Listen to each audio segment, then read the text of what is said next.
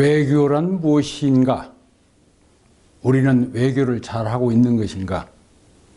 크게 고칠 필요는 없는 것인가? 외교란 말은 그리스어에서 접어개다, 디플로, 로마 시대 때 출입을 한다든지 국경을, 그 다음에 운송, 허가를 받는다든지 할 때에 통관증, 운송증을 금속판에다가 날인을 해서 이렇게 접는 것으로 해서 거기서 외교란 말이 나왔답니다. 1796년 영국의 버크라는 유명한 외교관이 이것을 디플로마, 우리말로 번역하면은 외교라는 개념이 생겼습니다.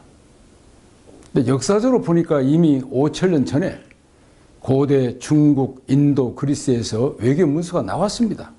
그러니까 외교는 사실 농경시대 때 들어오면서부터 사신 외교로 많이 행해지고 있었다, 이렇게 볼 수 있습니다. 그럼 우리나라에 좁혀서 우리는 어떤 외교를 해왔는가? 우선 중국, 대중국 외교가 가장 컸습니다. 근데 한말로 요약하면은 굴욕 외교, 4대 외교로 정의됩니다.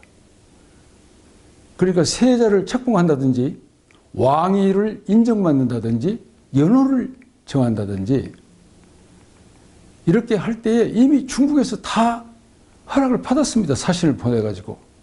심지어 조공을 갖다 바치고요. 공료도 갖다가 요구하면 주고, 심지어 원병까지 청하면 갖다 제공했습니다. 굴욕 외교죠. 4대 외교죠.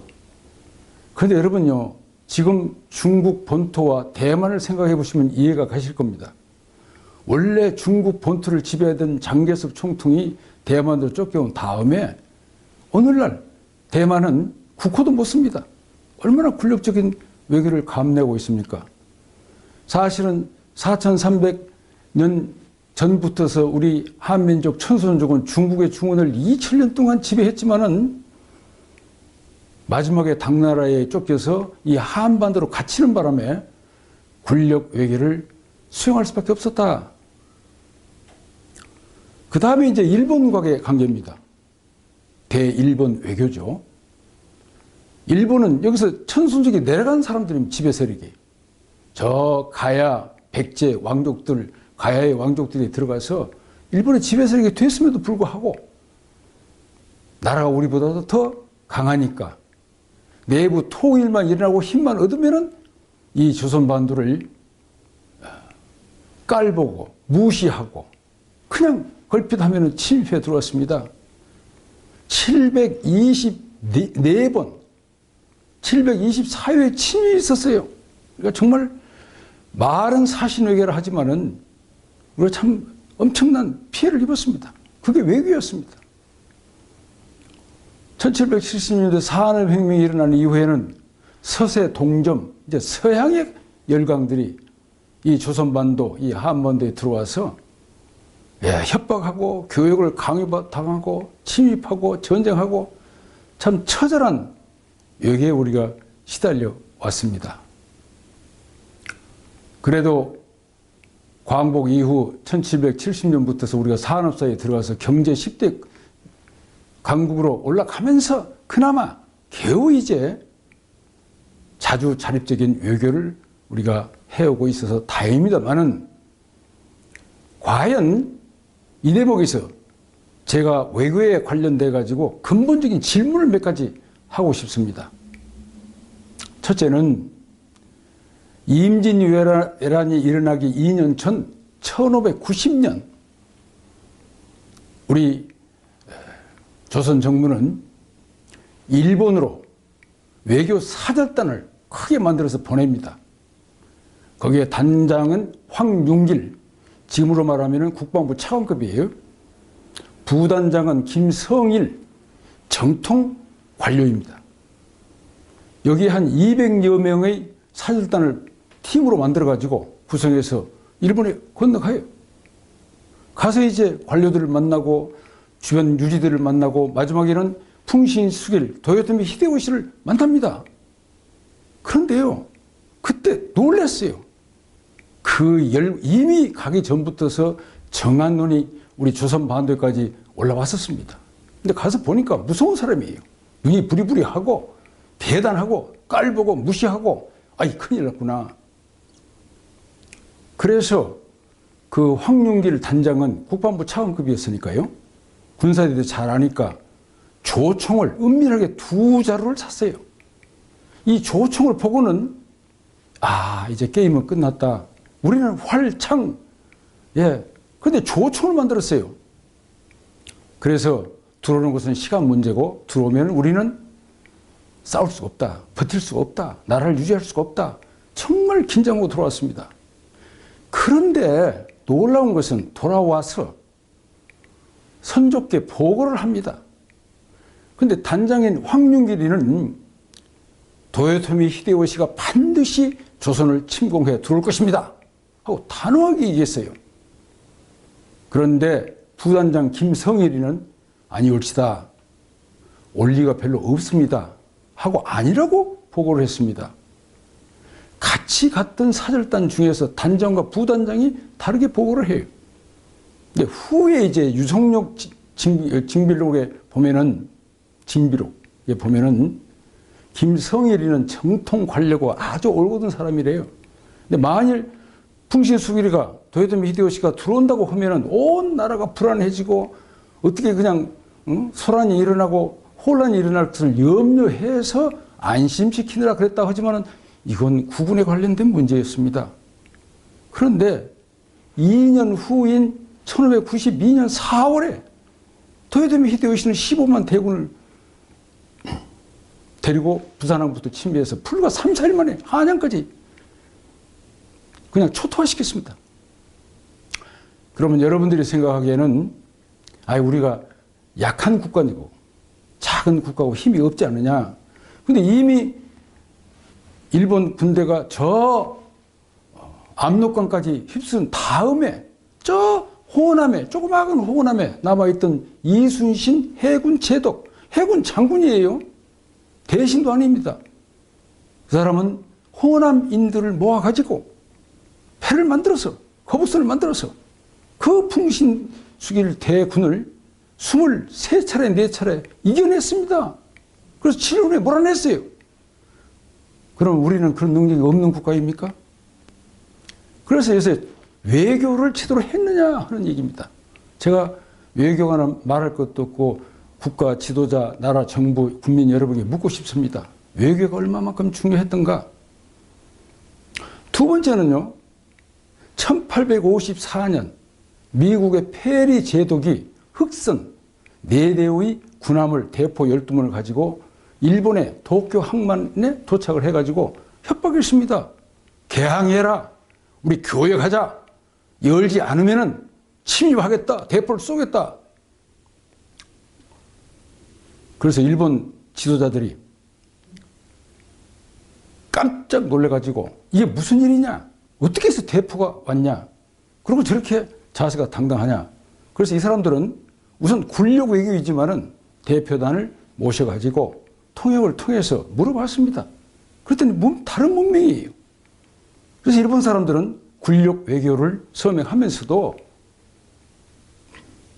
시차단을 154명의 각계의 대표를 뽑아가지고 그 배에다가 실어서 미국으로 보냅니다. 1년 동안에 돌아보고 와서 보고를 받고 이게 새로운 문명이 엄청나게 크게 일어나고 있구나 해서 일본은 개항하면서 받아들였습니다. 54년에 친교 조약을 맺고 그 다음에는 통상 수호 조약을 또 맺어서 산업으로 들어가요. 그런데 바로 그 1년 후인 1855년 그 미국의 군함이 이 강화도에 왔습니다.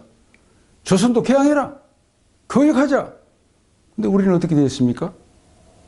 그냥 활창을 쏘서 전투를 해가지고 만나서 물어보지도 않고 쇄국정책을 폈어요. 그러면 그때 외교를 담당한 관료가 있었느냐? 정말 외국에 대해서 알아보려고 노력을 했느냐? 저는 두 번째 의문을 던집니다. 세 번째, 일본이 1854년 페리 제독 이후에 무려 반세기 동안 50년 가까이 산업화를 엄청 일으켜 세웁니다.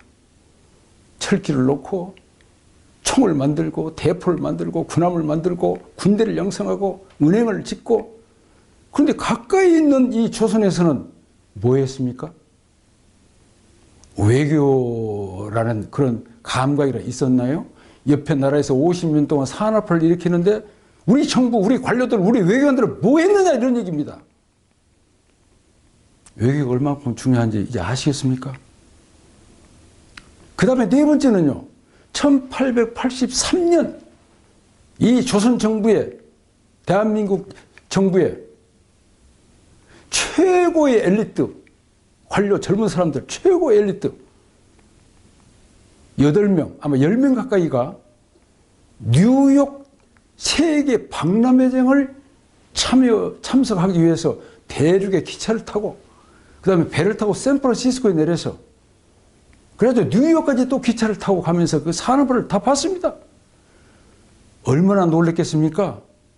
재밌는 얘기를 드릴까요? 샌프란시스코 팔레스 호텔에 들어갔답니다. 근데 그때만 하더라도 엘리베이터가 철문으로 만들어서 덜그덕 했다고 그래요. 그러니까 철문으로 떡 들어와도 덜그덕 안 하는지 놀니까 깜짝 놀래가지고 감옥으로 집어넣는구나 하고 기절초풍했답니다. 호텔에서 식사를 하는데요, 나이프하고 포크가 나와요.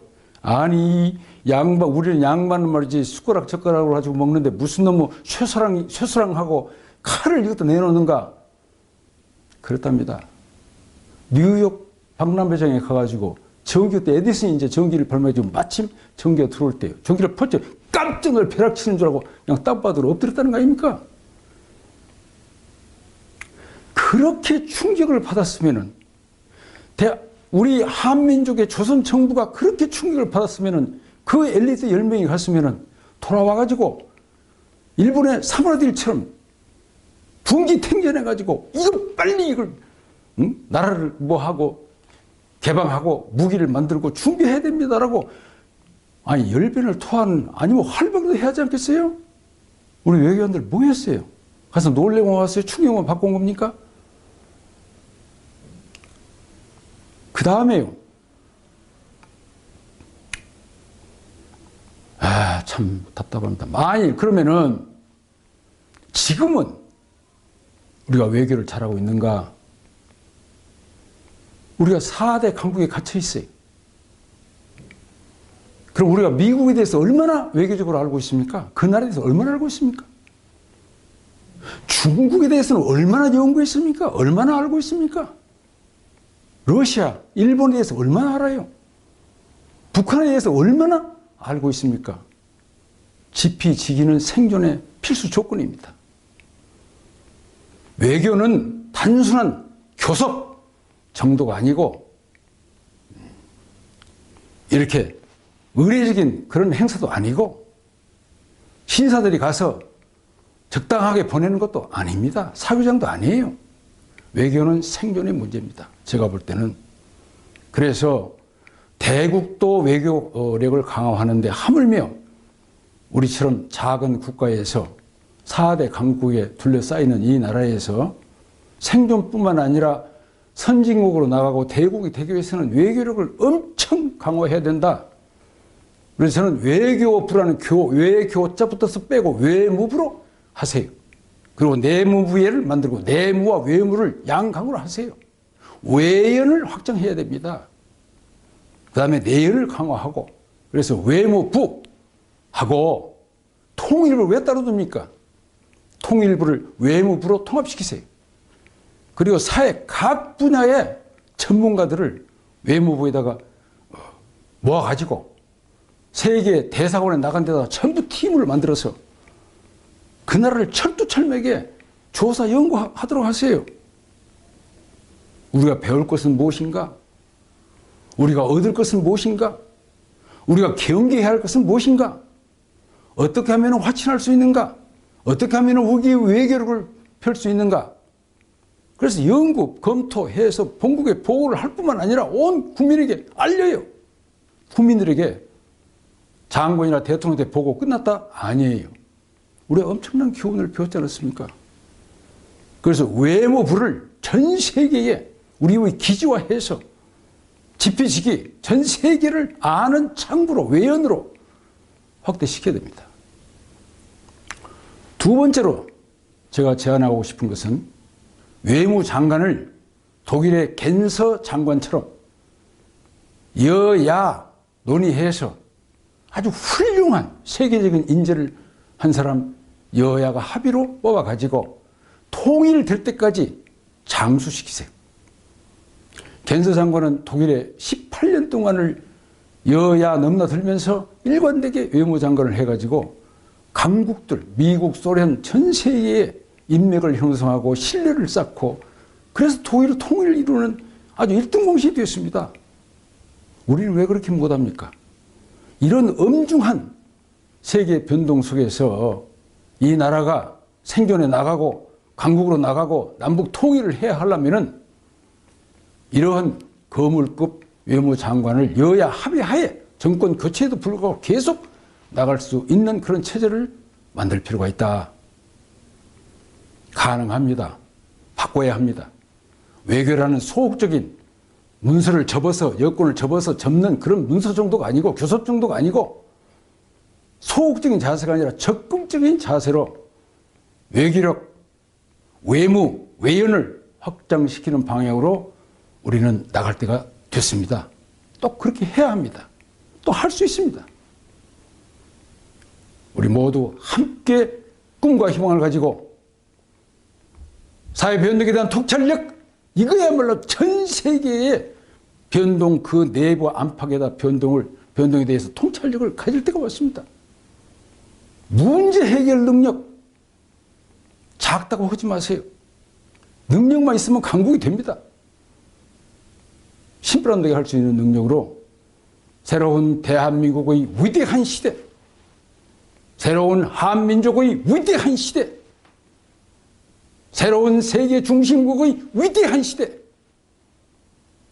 새로운 외교력의 위대한 시대를 열어갑시다.